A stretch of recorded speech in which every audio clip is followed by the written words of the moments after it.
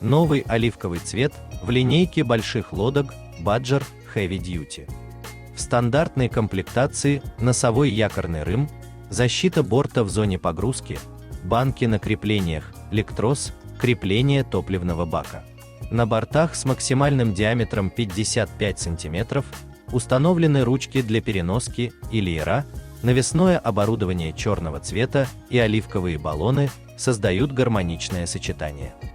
В качестве эффективного дополнения в дизайне светоотражающие вставки в ручках концевиков.